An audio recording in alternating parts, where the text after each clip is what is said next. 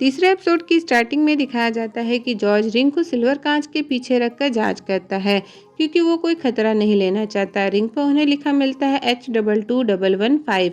यहाँ H का मतलब होको सोचते हैं यानी एनाबेल का प्रेमी। पर उसके एक्ट के सीन नंबर 2 में भी एक बड़ा H होता है। लूसी उसकी पोयम पढ़ती है जिसमें लिखा होता है कि मेरे प्यार पर कभी शक मत करना। लूसी ये पढ़कर कहती है कि ये एक सबूत है कि वो दोनों साथ थे। पर लॉकवुड का मानना होता है कि भले वो दोनों साथ थे पर इसका मतलब ये नहीं कि उसी ने एनाबेल का मर्डर किया है। इसलिए इस अंगूठी को मैं तिजोरी में रखूंगा। इससे पहले हमारी एजेंसी में ताला लग जाए, हमें भूत के सिलसिले में किसी से मिलने जाना होगा। तीनों सर जॉन फेयरफैक्स से मिलने जाते हैं जिसका ऑफिस एक इमारत की 20वीं मंजिल पर होता है। असल में वो एक ऐसी एजेंसी को तलाश में होते हैं जो इलीगल काम कर सके। तीनों को पैसों की ज़रूरत होती इसलिए ये खतरा लेने को तैयार हो जाते हैं। सभी फेयरफैक्स से मिलते हैं और अपना इंट्रोडक्शन देते हैं। लॉकवुड उनसे मिलकर काफ़ी खुश होता है और कहता है कि मुझे यकीन नहीं हो रहा कि मेरी मुलाकात आपसे होगी। यहाँ फेयरफैक्स बताता है कि मैंने अपनी कुछ प्रॉपर्टी बेचने का फैसला किया है जिसमें बर्कशायर का कॉमकेरी हॉल भी शामिल है। तो उसमें तरह तरह की विजिटर्स यानी भूतों का आना जाना लगा रहता है। बात खरीदारों को नहीं पता, इसलिए मैं चाहता हूँ कि बेचने से पहले प्रॉपर्टी बिल्कुल सेफ हो जाए और मैं उसमें कोई नुकसान नहीं चाहता। इसलिए वहाँ बम या मशाल ले जाना मना है। ये एक खतरनाक काम है जिसे चुपचाप और जल्दी करना होगा। मुझे लंदन की कई एजेंसी से ऑफर आ रहे हैं तो तुम्हें ये काम एक शर्त पर मिल सकता है, वो है कम पैसे लेकर। लॉकवुड उसकी बात का जवाब देते हुए कहता है कि हमारी एजेंसी दूसरे के मुकाबले कम नहीं है।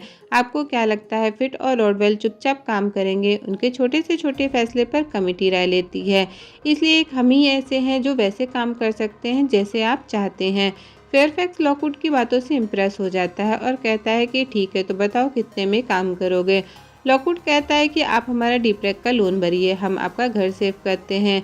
तीनों वहाँ से निकल अपने काम में जुट जाते हैं। जॉर्ज सबसे पहले इन्फॉर्मेशन कलेक्ट करता है जहाँ उसे पता चलता है कि कॉमकेरी हॉल कोई मामूली सा कंट्री हाउस नहीं है बल्कि वो मध्यकालीन युग के शैतान पुजारियों का आश्रम हुआ करता था। यहाँ कई मौतें हुई जिनमें एक पार्टी भी शामिल है। भाई इन सब का जिम्मेदार वो पुजारी नहीं बल्कि चिल्लाती हुई सीढ़ियाँ या बेडरूम को बताया जा रहा है।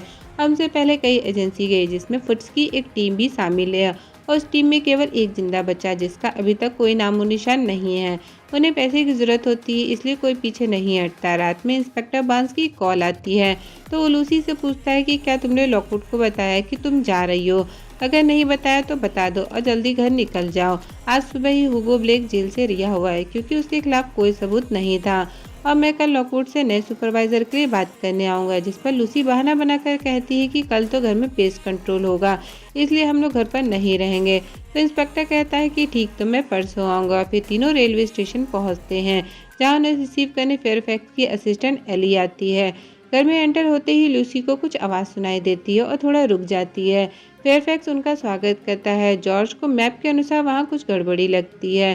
फेयरफैक्स घर के बारे में बताता है कि वही गैलरी है जहाँ सारे साधुओं के आत्महत्या करने के बाद पहला आश्रम बर्बाद हो गया था। ये उस वक्त की ब्रेकिंग न्यूज़ थी। उसके बाद ये उसी के खंडर पर बनाया गया है। तभी एली को उनके बैग से बॉम्ब और मशाल मिलती है। उनसे ये लेके फेयरफैक्स जाने लगता है। जाते जाते बताता है कि ये चिल्लाती सीढ़ियाँ तुम्हें मेन बेडरूम तक लेके जाएंगी जहाँ तुम्हें मुख्य सोर्स मिलेगा और गुड लक कहकर चला जाता है। दूसरी तरफ डीप्रेक की असिस्टेंट लॉकवुड के घर आती है। दरवाजा न खुलने पर समझ जाती है कि वहाँ कोई नहीं है। अपनी लिसनिंग एबिलिटी से एक अलग अलग आवाज़ों को सुनती है, जैसे कोई बात कर रहा है तो कोई चिल्ला रहा है तो कभी कांच टूटने की आवाज़ आ रही है। जॉर्ज कहता है कि घर का तापमान बहुत गिर गया और सोर्स को ढूंढना काफ़ी मुश्किल है क्योंकि रूम्स मैप्स के मुताबिक है ही नहीं।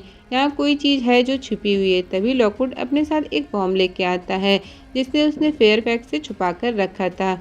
लूसी और जॉर्ज ये देखकर खुश हो जाते हैं। फिर तीनों उसी चिल्लाती सीढ़ियों से ऊपर जाते हैं पर सीढ़ियाँ बिल्कुल शांत होती हैं। फिर तीनों बेडरूम में जाते हैं। अंदर जाते ही जॉर्ज को फील होने लगता है कि इन दीवारों में बहुत बुरी एनर्जी है। लूसी को भी बहुत ज़्यादा चिल्लाने की आवाज़ सुनाई देती है। फिर तीनों मिलकर चेन का घेरा बनाते हैं और दरवाजे पर स्टॉपर लगा देते हैं ताकि बंद ना हो और वो लोग भाग सकें। जॉर्ज के अकॉर्डिंग उस हंटिंग कमरे में और छिपे कमरे हो सकते हैं। इसलिए लॉकवुड और लूसी हर दरवाजा और खिड़की को चेक करते हैं। अचानक से तापमान और कम हो जाता है और कुछ बड़ा खतरा होने का एहसास होता है, इसलिए तीनों फौरन घेरे के अंदर आ जाते हैं। लूसी को कमरे की छत से खून टपकता दिखता है और उसका बूंद उनके घेरे के अंदर भी आकर गिर जाता है। तो जॉर्ज कहता है कि ये खून नहीं, प्लाज्मा है, जो खून की तरह लगता है और बहुत खतरनाक होता है। जैसे ही बाहर भागने को होते हैं तो दरवाज़ा अपने आप बंद हो जाता है। धीरे धीरे प्लाज्मा पूरे कमरे में फैल जाता है। असल में ये कई भूतों मिलकर काम कर रहे हैं। लॉकवुड और जॉर्ज बुरी तरह डर जाते हैं। लूसी किसी तरह वहां से निकलने का एक खुफिया दरवाज़ा ढूंढ लेती है और तीनों दूसरी तरफ आ जाते हैं। लॉकवुड को लगता है कि ये काम किसी भूत का नहीं बल्कि एली का है। शायद वो हमारा टेस्ट ले रही हो। तापमान अब और कम होने लगता है। तभी उन्हें वहां पर किसी और के होने का एहसास होता है। थोड़ा आगे रास्ता ढूंढने पर उन्हें सैम पर्नेया मिलता है, जो कि फिट्स का एक एजेंट हुआ करता था। और फिर उन्हें नीचे की तरफ जाती हुई सीढ़ियाँ मिलती हैं, जिसे देख लूसी कहती है कि शायद यही चिल्लाती हुई सीढ़ियाँ हों। जॉर्ज कहता है कि हो सकता है, क्योंकि फेयरफैक्स को सरप्राइज बहुत पसंद है, इसलिए तो शो बिजनेस में टॉप पर है। लॉकवुड ये सुन समझ जाता है कि वही चिल्लाती हुई सीढ़ियाँ हैं। तीनों तेजी से सीढ़ियों के नीचे उतर जाते हैं और फिर उन्हें वही साधुओं का भूत दिखाई देता है, जो धीरे धीरे मंत्र उच्चारण करते हुए उनके करीब आने लगते हैं। लॉकवुड और जॉर्ज तलवार से उनसे लड़ने की कोशिश करते हैं, पर लूसी उन्हें देख उनके वश में आ जाती है और कुएं में कूदने वाली होती है, पर लॉकवुड उसे पीछे से घसीट लेता है। लूसी समझ जाती है कि उन साथियों की डेड बॉडीज कुएं के अंदर है। लॉकवुड फौरन बॉम्ब को कुएं के अंदर डाल देता है। तीनों बच जाते हैं पर बेहोश हो जाते हैं। होश में आने पर लॉकवुड को पछतावा होता है कि उन्हें यहाँ नहीं आना चाहिए था। उसके पास एक फ़ोटो होती है, जिसको दिखाते हुए लॉकवुड कहता है कि सॉरी, मैंने ध्यान नहीं दिया। असल में फेयरफैक्स कैसीनो चलाने से पहले लोहे का काम भी करता था। फेयरफैक्स एनाबेल को जानता था, वो उसके साथ था। रिंग भी उसी ने दी होगी और उसका कत्ल भी उसी ने किया होगा। वो हमें मरवाने के लिए यहाँ तक लेके आया ताकि किसी को शक ना हो। उस अंगूठी पर बना निशान एक बहुत बड़ा सबूत है फेयरफैक्स के खिलाफ।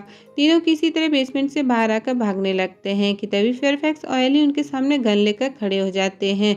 एली ही वो अजनबी होती है जो लॉकवुड के घर घुसी थी। लॉकवुड डरते हुए फेयरफैक्स से कन्फ्रंट करता है कि तुम्हें अपनी रिंग चाहिए थी, इसलिए तुमने सोचा कि हम बेडरूम में मर जाएंगे तो तुम सूरज उगने के बाद हमसे ले लोगे। हम तो बच गए, पर रिंग पर बना निशान तुम्हें फंसा देगा। फेयरफैक्स खुद अपने गुनाह कबूल करते हुए कहता है कि जब मैंने एनाबेल को चिमनी में गाड़ा तो काश उसकी उंगली से अंगूठी निकाल ली होती है। एक छोटी सी गलती के लिए मैं अपनी पूरी जिंदगी दांव पर लगा दूं। ऐसा ना तब किया ना अब करूंगा, और अगर जिंदा रहना चाहते हो तो मुझे वो अंगूठी दे दो। फेयरफैक्स लॉकवुड पर गन से शूट करने ही वाला होता है कि तभी लूसी आकर उसे रोक देती है और अपने पेंडेंट से अंगूठी निकालकर एनाबेल के भूत को आज़ाद कर देती है। एनाबेल जैसे ही फेयरफैक्स को देखती है, उसके मुंह के अंदर घुसकर उसे मार देती है और अपना बदला ले लेती है। लॉकवुड धीरे से उस अंगूठी को फिर से पेंडेंट में बंद कर देता है। ली वहां से भागकर बाहर आती है तो डीप्लेक के इंस्पेक्टर उसे और तीनों को अरेस्ट कर लेते हैं। तीनों इंस्पेक्टर को पूरी स्टोरी बताते हैं, पर तभी डिप्टी कमिश्नर आ जाते हैं और तीनों को एक वैन में बंद कर दिया जाता है।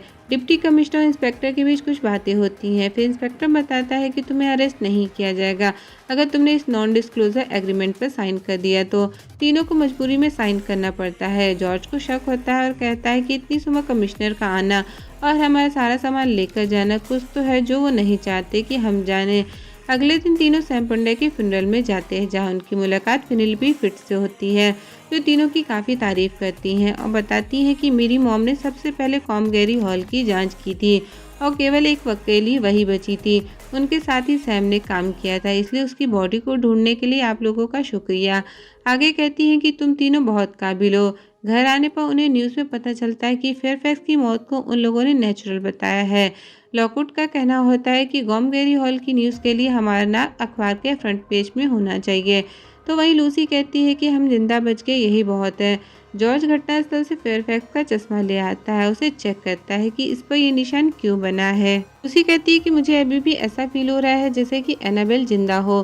तो जॉर्ज उसे संभल कर रहने को कहता है कि ज़्यादा सुनने से दिमाग खराब हो जाएगा। लूसी गुस्साते हुए एविडेंस को स्टोर रूम में रखने जाती है तो लॉकवुड उसे उसका 4th ग्रेड पास होने का सर्टिफिकेट देता है, जिसे देख लूसी काफ़ी खुश होती है। स्टोर रूम में लूसी चश्मे को खोपड़ी वाले जार के ऊपर रख देती है और सर्टिफिकेट को ड्रॉर में रखने के बाद जैसे ही चश्मे को उठाती है तो धोखे से उस जार का नॉब खुल जाता है और उसे विस्परिंग होती है। जो लूसी का नाम लेती है।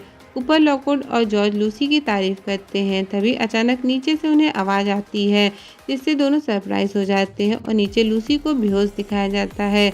इसी के साथ तीसरा एपिसोड खत्म होता है।